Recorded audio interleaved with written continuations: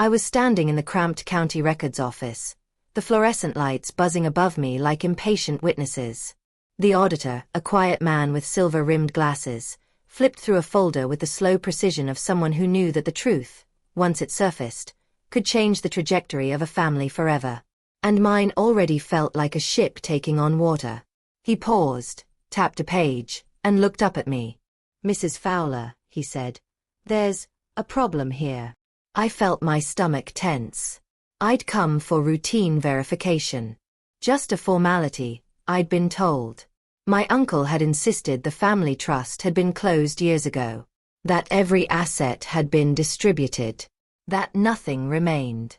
He'd said it gently, with that practiced tilt of his head, the same one he used at church when comforting widows and passing around donation envelopes. "What kind of problem?" I asked, trying to steady my breath. The auditor turned the folder toward me. "This trust isn't closed.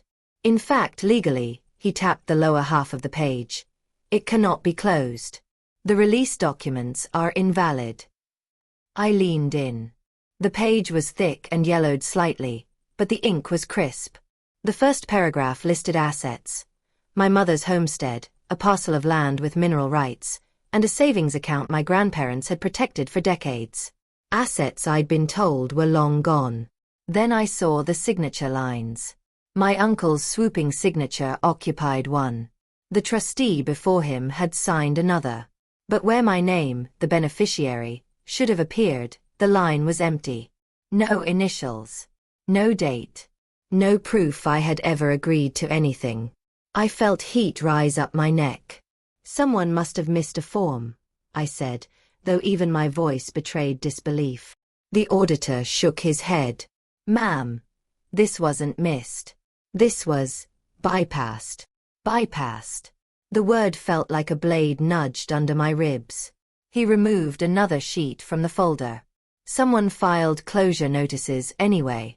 And someone signed your name on at least one internal declaration. But not on the legal release. Which means..." He slid the paper toward me. I stared at the signature at the bottom, a shaky imitation of my handwriting from years ago. A forgery that mocked me. The auditor whispered, "This trust was never legally closed. And any distribution was improper." The room went quiet, as if the world paused to watch my life rearrange itself. Because in that instant, I knew three things. My uncle had lied. My inheritance had been taken. And I was about to find out what else he'd stolen. The auditor folded his hands. "Mrs. Fowler, you need to know what's inside these files." I swallowed hard. "Show me." He hesitated. "Before I do, you need to understand something else. There's a document here, dated years before the supposed closure, that directly contradicts your uncle's claim." I leaned forward as he opened the folder again. And when he turned the next page, I felt the room tilt around me. Because the name printed at the top wasn't mine. It was my uncle's. And the document below it shouldn't have existed at all. To understand how we reached this moment, I need to take you back. Before the lies, before the signatures, before the trust became a weapon, to the life I had before everything fractured. My name is Margaret Elaine Fowler, and I am 67 years old. I've lived long enough to withstand the kinds of storms that strip a person down to their bones. Widowhood. A daughter's estrangement. A heart surgery that left a scar I see every morning in the bathroom mirror. I've always believed in order, in paperwork, in doing things the right way even when no one is looking. My father used to say, "Honor lives in the quiet corners." I built my life around that idea. For most of my years, I lived simply. A modest home on the edge of town, the scent of pine drifting in from the woods behind it. My hands always busy, quilting, gardening, preserving tomatoes in late summer. I taught high school English for nearly 3 decades, and I used to think that if you taught children to read stories carefully enough, they'd grow into adults who lived truthfully. But families don't always follow the rules you hope for. After my husband died, my uncle, Marshall Fowler, became my closest remaining relative on my father's side. He held himself out as the family's steward, the man who kept track of the old Fowler matters. He spoke softly, quoted scripture liberally, and remembered birthdays with just enough sincerity to seem trustworthy. I'd always known he managed the family trust, an inheritance originally set aside by my grandparents to protect the homestead and a few rural assets. I assumed naively that because he was older and had handled the paperwork for years, he had acted honorably. I never thought to question him. And why would I? He was the man who once fixed my daughter's broken bike. The uncle who prayed over my husband's casket. The relative who would call on Christmas morning just to hear your voice, Maggie. I didn't know then that generosity can be a costume. I didn't know then that trust requires verification. I didn't know then that paperwork, cold, heavy, undeniable paperwork, would one day become my shield. If I had known how the truth would unravel, or that the files hidden in a dusty metal drawer would expose years of quiet betrayal, I might have prepared myself differently. I might have braced my heart. But life rarely gives warnings. When the auditor showed me that folder, something in me woke up, a steady, quiet strength I hadn't used in years. The same strength that got me through my husband's death. The same strength that lifts you when the world leans too far in one direction. Because when a lie has been festering in the dark, and you finally shine a light on it, the truth doesn't whisper. It roars. And once you hear it, you can never unhear it. I left the records office with the folder tucked under my arm and one vow forming in my mind. I was going to uncover exactly what my uncle had done. What I didn't realize yet, what I couldn't have realized, was that he had left a trail. One he never expected anyone to follow. And at the end of that trail was a discovery that would change everything I believed about my family. Been a study in contrasts. On the surface, we looked like a group stitched together by Sunday dinners, shared recipes, and familiar rituals that span generations. But beneath all that warmth were threads pulled too tightly, threads that strained whenever money, property, or legacy entered the conversation. My Uncle Marshall sat at the center of it all. He loved being the family historian, the keeper of stories, the one who remembered who planted which pecan tree and who built which shed 40 years before. People deferred to him because he seemed to know more than anyone else. And maybe he did. Knowledge, I would later learn, is a powerful tool in the wrong hands. Growing up, I'd always sensed that my father and Marshall had unspoken disagreements. My father kept his paperwork immaculately organized. Marshall kept his in scattered piles and preached that family matters shouldn't need signatures to stay honorable. My father disagreed, silently, vehemently. But he was a gentle man, not one for confrontation. The family trust, established by my grandparents, was meant to protect the old homestead and the adjoining land that had been in our name since before the Depression. After my father died, the trust passed into Marshall's management. I didn't question it. I was occupied with grief, with my husband's failing health, with raising my daughter alone as she drifted toward rebellion. I relied on Marshall's reassurance that the trust was simple, and nearly empty, and not worth worrying about. And I believed him because believing was easier than digging. Family holidays continued as they always had. The same dishes, the same prayers, the same chuckles over the same stories. But over time, I noticed things in Marshall. Small things. His new truck. The expensive watch. The way he'd hush conversations when I entered a room. The way certain cousins would go silent if the old land was mentioned. Still, I didn't connect the dots. The truth is, when you want to trust someone, your mind edits the picture. It removes what doesn't fit the narrative. I told myself he'd made good investments. I told myself he lived frugally and deserved comfort. I told myself that anything odd was simply my imagination. My daughter, Claire, wasn't so forgiving. She and Marshall clashed constantly. She said he talked down to women. She said he was hiding something. I dismissed her concerns as youthful suspicion. I didn't know then that she would play an unexpected role in unraveling the truth years later.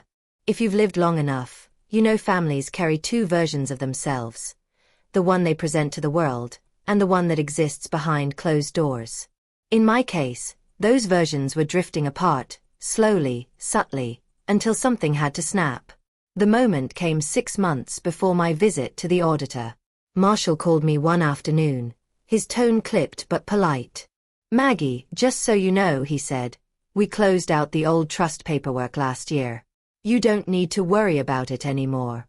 I remember the way he cleared his throat afterward. Too quickly. I asked him for a copy. He said it wasn't necessary. I let it go. But that conversation planted a splinter in my mind, a quiet discomfort I tried to ignore. It would take the auditor's discovery to reveal how deep that splinter went. And it would take one phone call, one I hadn't anticipated, to push me fully into the truth. Because on the very night I left the records office, my daughter called me with information that made my blood run cold. I was still replaying the auditor's words as I stood in my kitchen, sorting through the copies he'd allowed me to take home. The documents felt heavier than paper should. They were evidence, quiet, printed proof of a betrayal that had been unfolding behind my back for years. Then my phone rang. It was Claire. Her voice was tired, like she'd been wrestling with a thought she didn't know how to say. "Mom," she murmured, "I need to tell you something. And you're not going to like it." She told me she'd run into one of our distant cousins, Janet, earlier that day at a hardware store. They'd made small talk until Janet casually mentioned how Marshall must be grateful the mineral rights produced so well this year. Mineral rights. The words stunned me. The auditor's file had listed them, but the trust closure Marshall had claimed years ago supposedly included the liquidation of all assets. Mineral rights weren't something that simply slipped through the cracks. "Mom," Claire continued, "Janet said Marshall told everyone you signed off on everything. That you agreed to let him manage the distributions. That you didn't want to be involved." A sharp, chilling silence filled my kitchen. I had never agreed to anything of the sort. I had never signed a release. The signatures in the auditor's file, one forged, one missing, confirmed it. "Mom," she whispered, "he's been collecting those payments for years. And it wasn't just the mineral rights." Janet said something about rental income, land leases, things I didn't even know we had. I sank into the chair by the window, staring at the frost pattern creeping along the glass. Documents don't lie. Numbers don't lie. But my uncle had. Repeatedly. According to the records, the trust held far more value than he had ever acknowledged. Property that should have been partially mine. Income that should have come to me in my years of struggle while I worked extra tutoring hours just to pay medical bills. The betrayal wasn't just financial. It was intimate. It was calculated. It was done with the confidence of someone who assumed I would never look closely. I didn't say much to Claire. I didn't need to. She could hear the resolve forming in my silence. "Mom," she said softly, "what are you going to do?" I closed the folder, feeling something shift inside me, a slow, deliberate tightening of will. "I'm going to find out exactly how deep this goes," I said. "And then I'm going to make things right." After I hung up, I went back to the documents. Line by line. Date by date. Signature by shaky signature. And that's when I saw it, an internal memo I hadn't noticed earlier, attached to the back of one of the releases. A memo, signed by my uncle. A memo that contradicted everything he'd ever told me. A memo that proved he'd been preparing to take full control of the trust long before he told me it was closed. But the most shocking detail wasn't the memo itself. It was the date. Because it was written while my husband was in the hospital, when I was most vulnerable. And worse, the memo referenced a transaction I'd never heard of, involving an asset I hadn't known existed. An asset whose disappearance would unravel everything. The next morning, I packed the folder into my leather tote and drove into town through a veil of winter fog. I wasn't going to confront Marshall. Not yet. Emotion without evidence is noise. Evidence with calm intent is power. I stopped first at the county recorder's office, where a young clerk with sharp eyes helped me request historical filings on every parcel connected to the Fowler name. While she searched, I leafed again through the memo from the trust file. The missing asset was listed only as Parcel 14B, transferred with beneficiary consent. Beneficiary consent. My consent. Which had never been given. When the clerk returned with a stack of printed records, I thanked her and sat at a long wooden table. As I sifted through the entries, a pattern emerged, one I instantly recognized as deliberate. Parcel 14B had been transferred 6 weeks after my husband died. The signature on the transfer form matched the forged signature the auditor had pointed out. The receiving entity? A small LLC with a generic name and a P.O. box address. I wrote the name down. My next stop was the attorney who had helped me probate my husband's estate years earlier, Linda Calloway. A woman with steel-gray hair and a voice that could slice through nonsense. When I walked into her office, she took one look at my face and closed the door behind us. "I need your help," I said simply. She motioned me to sit and opened a yellow legal pad. "Tell me everything." So I did. Every detail. Every document. Every lie.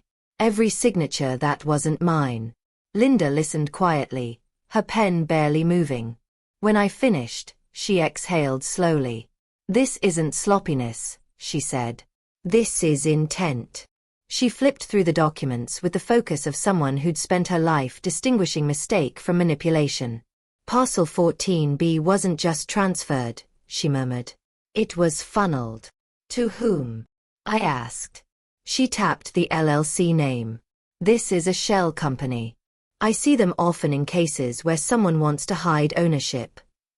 I felt a cold ache spread through me. So Marshall almost certainly controls it.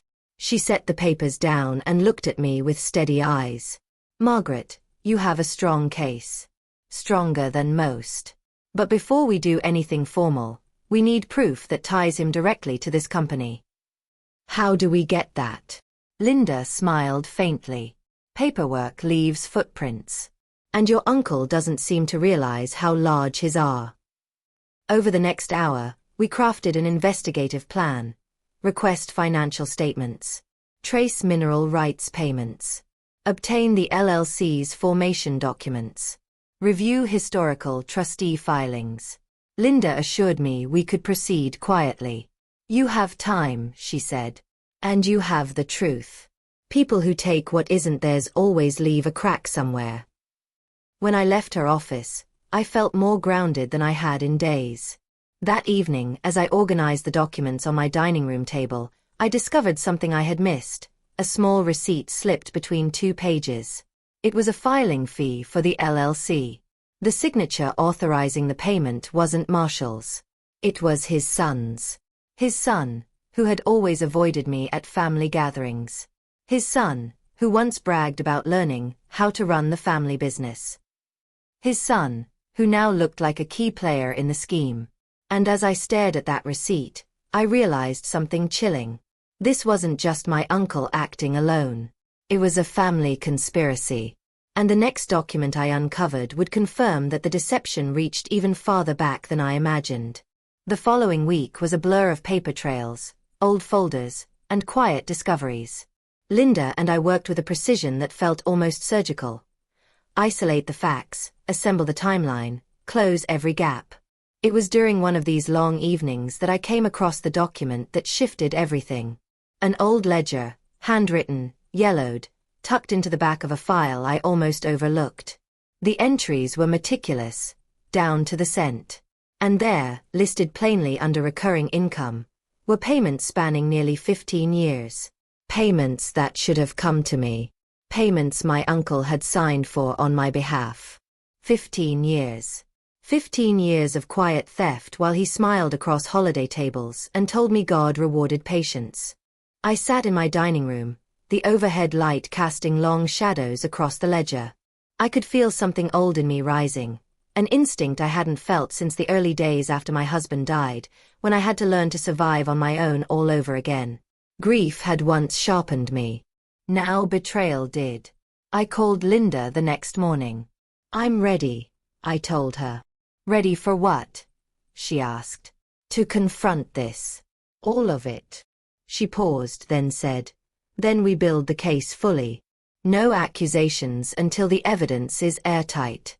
Once we present it, There's no going back. I'm not going back, I said. The next steps moved quickly. Drafts of demand letters, formal requests for trust accounting records, quiet background searches that revealed exactly what we suspected. Marshall's LLC owned multiple parcels previously tied to the trust. The mineral rights payments had been rerouted years ago to an account under his son's name. The conspiracy was complete, and it had been executed with the confidence of someone who believed I would never examine a single line item. By the time we gathered everything, the folder on my table had grown 3 inches thick. Linda reviewed it and nodded. "This is enough," she said. "When we bring this forward, he'll have no place to hide." But I didn't want a dramatic courtroom battle. I didn't want a scene. I wanted truth laid bare, calm, factual, undeniable. Ethical revenge isn't about vengeance. It's about restoration. It's about reclaiming the ground someone tried to take from you. That night, I rehearsed what I would say. Calm, steady, controlled. I didn't want anger to speak for me. I wanted the truth to do the talking. The confrontation was set for the following week at Linda's office. Marshall had agreed to review some paperwork, unaware that we had assembled the entire map of his deception. The morning of the meeting, I woke early, brewed tea, and sat for a long moment in silence. The house felt different, lighter, somehow, because the truth was no longer buried. Before leaving, I looked at the ledger one last time.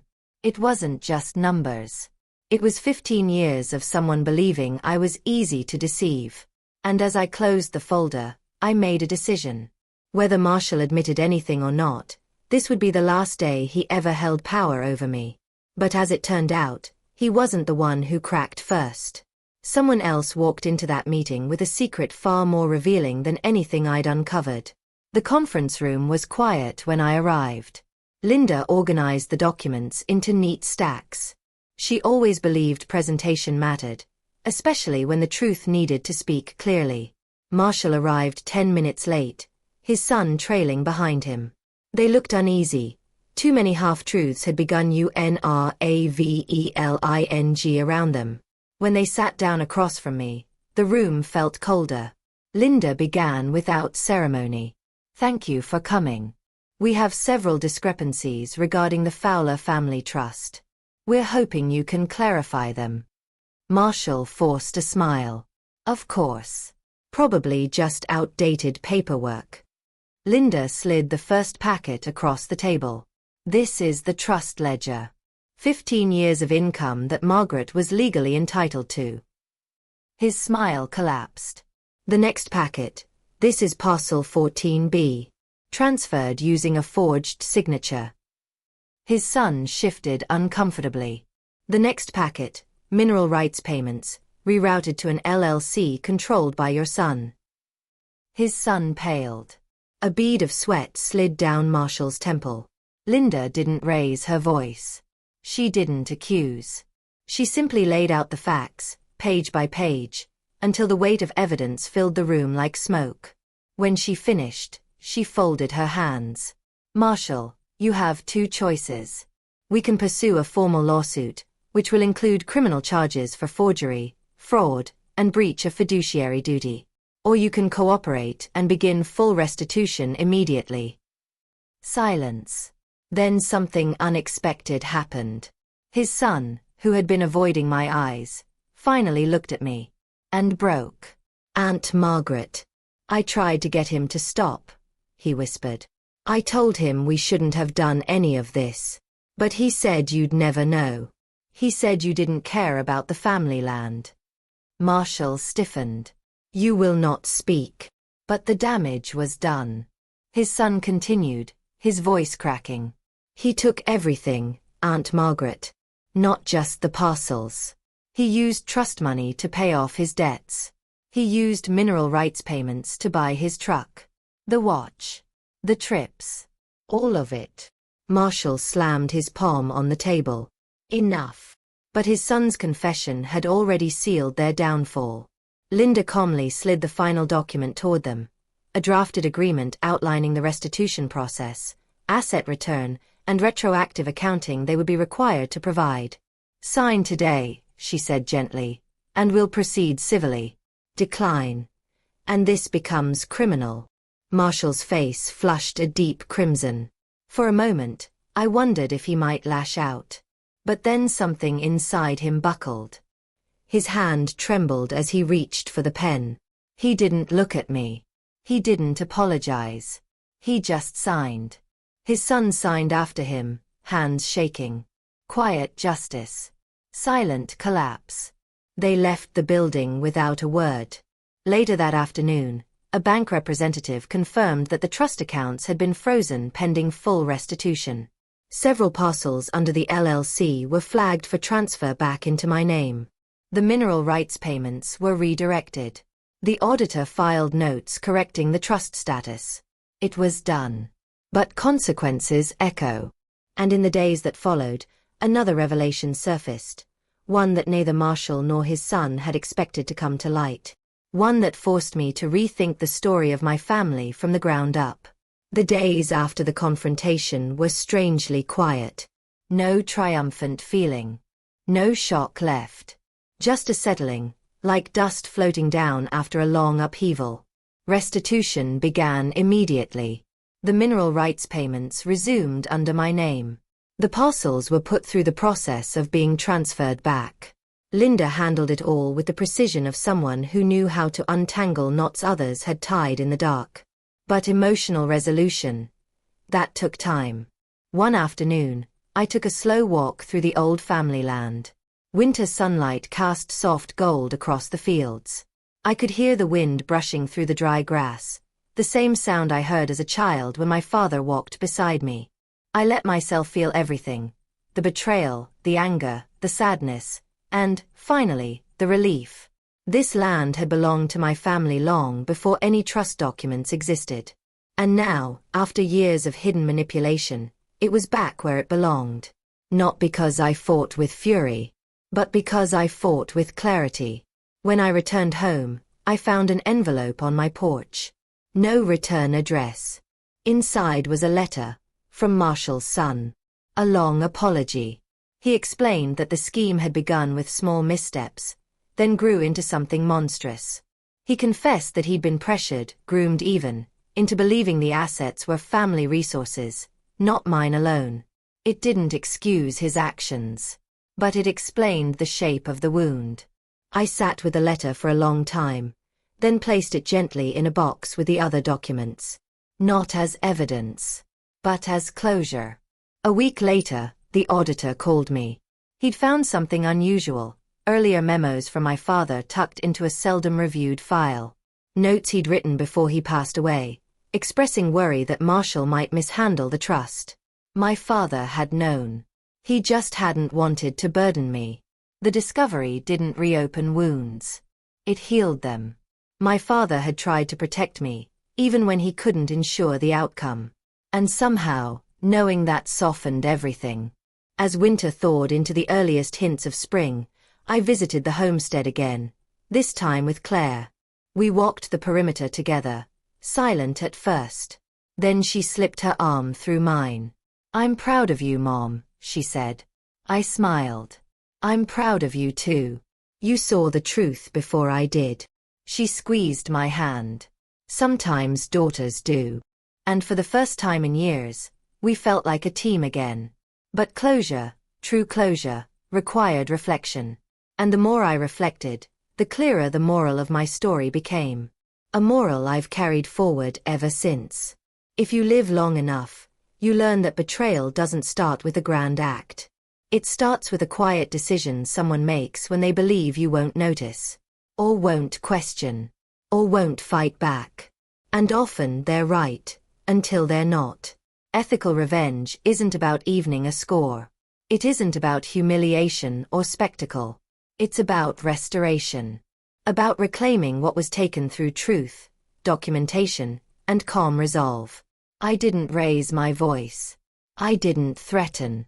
I didn't seek to destroy anyone's life. I simply brought the truth into the light. And truth, once revealed, does the work on its own. My father used to say, "Honor lives in the quiet corners." I didn't understand what he meant until the day an auditor flipped open a dusty folder and showed me a blank line where my signature should have been. Honor isn't loud.